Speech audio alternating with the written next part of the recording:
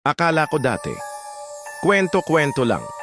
Pero nung ako mismo ang nakaranas, hindi ko na alam kung paano ako makakatulog ng mahimbing Dilim Diaries. Ako nga pala si Mikey. Gusto kong ibahagi sa inyo ang pinaka-nakakatakot na karanasan ko sa dati naming Catholic school. Oo, Catholic school.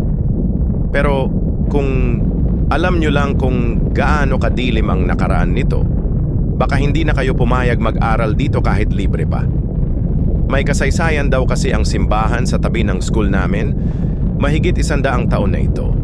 At dating sementeryo raw ang likod nito bago ginawang basketball court. Madalas kaming sabihan ng mga teacher na huwag magpaiwan sa gym kapag pasado 4:00 na ng hapon. Pero syempre, may mga estudyanteng pasaway.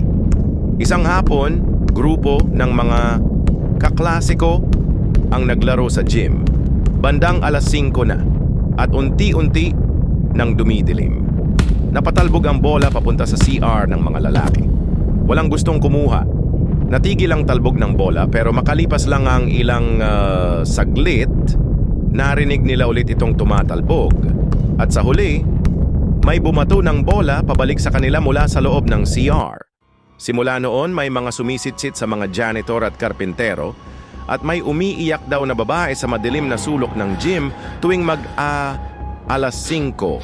Dahil dito, sinarado ang gym bago 4:00 ng hapon. Pero ang mas nakakatakot, hindi lang pala sa gym nagpapakita ang mga hindi mo maipaliwanag. Sa classroom namin sa elementary, may kwento ng estudyanteng biglang namatay noong dekada 90. Wala raw itong sakit, pero namatay sa hindi maipaliwanag na dahilan.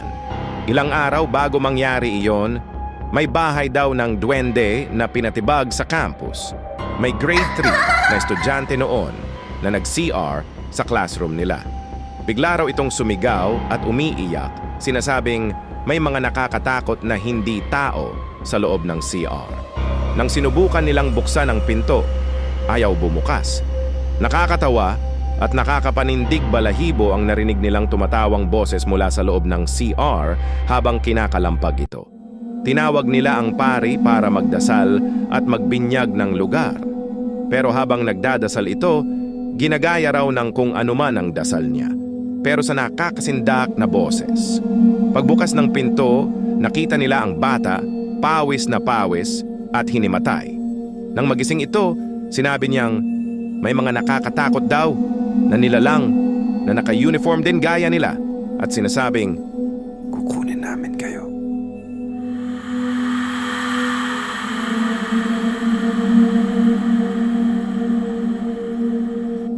Simula noon, bawal na sa CR ng classroom ang mga estudyante kapag pasado 3:00. Ang dating abala at masiglang lugar, tila ba naging mausok na kuweba ng mga alaala na hindi na natin kayang kalimutan. Kung ako sa inyo, huwag kayong magpaiwan dahil baka hindi lang alaala ang kasama mo. Gusto nyo pa bang bumalik sa dati niyong school? Comment your scariest school story below.